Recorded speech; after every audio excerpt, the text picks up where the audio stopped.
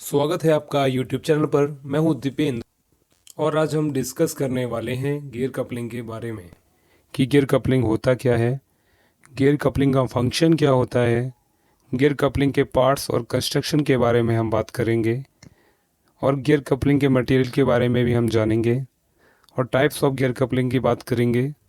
Gear coupling के advantages और disadvantages के बारे में हम बात करेंगे और साथ हम ये भी जानेंगे कि गियर कपलिंग का यूज़ हम कहाँ कहाँ करते हैं। तो सबसे पहले स्टार्ट करते हैं हम कपलिंग से कि कपलिंग क्या होता है। तो कपलिंग एक तरह का कनेक्टिंग डिवाइस होता है जो कि एक शाफ्ट से दूसरे शाफ्ट को कनेक्ट करता है, जिससे हम एक शाफ्ट से दूसरे शाफ्ट में पावर और टॉर्क को ट्रांसफ़र कर सकें। मेनली टू टाइप्स की कपलिंग होती हैं, रिजिड कपलिंग और नंबर 2 है फ्लेक्सिबल कपलिंग। रिजिड और फ्लेक्सिबल कपलिंग के अंदर भी बहुत सारे टाइप्स आते हैं, पर आज जो हम डिस्कस करने वाले हैं वो गियर कपलिंग है, जो कि हमारा एक टाइप का फ्लेक्सिबल कपलिंग है।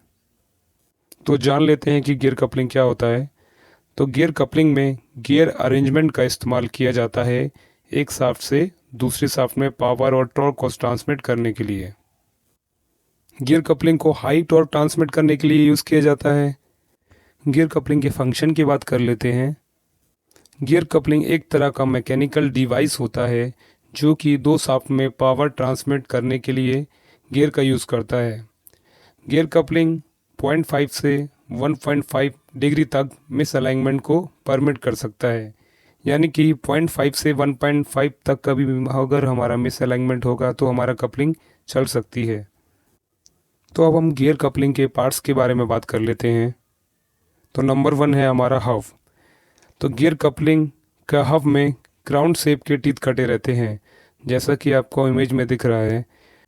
क्रोनिंग अमाउंट और बैकलेस की वैल्यू को इस तरह से सिलेक्ट किया जाता है जिससे हमें टॉर्क ट्रांसमिशन अच्छा मिले और फ्लेक्सिबिलिटी और स्मूथ ऑपरेशन हो। नंबर 2 है स्लीव। स्लीव के इंटरनल टीथ को इस तरह डिज़ाइन किया जाता है कि इंटरनल टीथ का प्रोफाइल एक्सटर्नल टीथ के प्रोफाइल से प्रॉपर मैच करता हो। कपलिंग स्लीव में हाई टेंसाइल बोल्ट दिए जाते हैं और दोनों स्लीव के बीच में गास्केट का इस्तेमाल करते हैं। नंबर 3 है हमारा ओरिंग। तो गियर कपलिंग के दोनों एंड में ओरिंग दिया जाता है जो कि स्लीव के ग्रुप में फिक्स रहता है। ओरिंग का यूज़ करने से हमारा लुब्रिकेशन लीक नहीं करता है और हमारा ओरिंग लुब्रिकेशन को इन्वायरमेंट के कांटेक्ट से आने से भी रोकता है, जिससे हमारी कपलिंग की लाइफ इंक्रीज हो जाती है। तो ओरिंग हमारा 120 डिग्री टेम्परेचर तक वो बियर कर सकता है। नंबर 4 है सील करियर। सील करियर का यूज़ करने से हमें ये बेनिफिट मिलता है, जब हमें ओरिंग का रिप्लेसमेंट या इंस्पेक्शन करना होता है तब हम बिना अलाइनमेंट को डिस्टर्ब किए ओरिंग को रिप्लेस कर सकते हैं। आगे हम गियर कपलिंग के कंस्ट्रक्शन के बारे में बात कर लेते हैं। हमने गियर कपलिंग के क्रॉस सेक्शन व्यू को दिखाया है।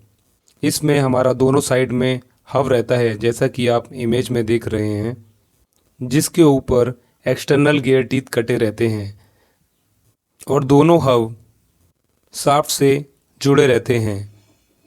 और जो आपको इमेज में वोल्टिंग वाला पार्ट दिख रहा है वो हमारा स्लीव रहता है और दोनों स्लीव के अंदर इंटरनल गियर टीथ कटे रहते हैं। और फिर हम दोनों हब और स्लीव के एक्सटर्नल गियर टीथ को मैश में लाकर बोल्टिंग कर दिया जाता है। दोनों हब के बीच में कुछ गैप दिया जाता है और दोनों के बीच में कोई डायरेक्ट कांटेक्ट नहीं रहता है। अब हम पावर ट्रांसमिशन की बात कर लेते हैं कि कैसे हमारा पावर ट्रांसमिशन होता है। तो हब के एक्सटर्नल गियर टीथ और स्लीव के इंटरनल गियर टीथ मैश में आते हैं और गियर के मैशिंग से पावर ट्रांसमिशन हो जाता है। और सबसे इम्पोर्टेंट बात यह है कि गियर में फ्रिक्शन को रोकने के लिए लुब्रिकेशन का होना बहुत ज़रूरी है, जिससे हमारी गियर की लाइफ बढ़ जाती है और ऑपरेशन भी हमारा स्मूथ हो जाता है। और कपलिंग में हमारा ग्रीसिंग पॉइंट दिया जाता है और स्लीव के ग्रुप में ओरिंग लगा रहता है जो कि डस्ट और मॉइस्चर को ग्रीस के कांटेक्ट में आने से रोकता है। आगे हम बात कर लेते हैं गियर कपलिंग के टाइप्स के बारे में। तो मेनली हमारी 3 टाइप्स की गियर कपलिंग होती है। नंबर 1 है फुल गियर कपलिंग। जो हमने अभी डिस्कस किया वो हमारा फुल गियर कपलिंग में आता है। नंबर 2 है half gear half rigid coupling. जैसा कि आप इमेज में देख पा रहे होंगे, इसमें एक साइड के हब में एक्सटर्नल टीथ कटा रहता है और उसी साइड के स्लीप में इंटरनल गियर टीथ कटा रहता है, जबकि दूसरी साइड का हब डायरेक्ट शाफ्ट में फिट रहता है और इसमें किसी भी प्रकार का कोई भी टीथ नहीं पाया जाता है और जिसके ऊपर स्लीप रहता है और दोनों स्लीप आपस में कनेक्शन में रहते हैं। नंबर 3 है हमारा कंटिन्यूस गियर कपलिंग। तो कंटिन्यूस गियर कपलिंग का इमेज आप देख पा रहे होंगे।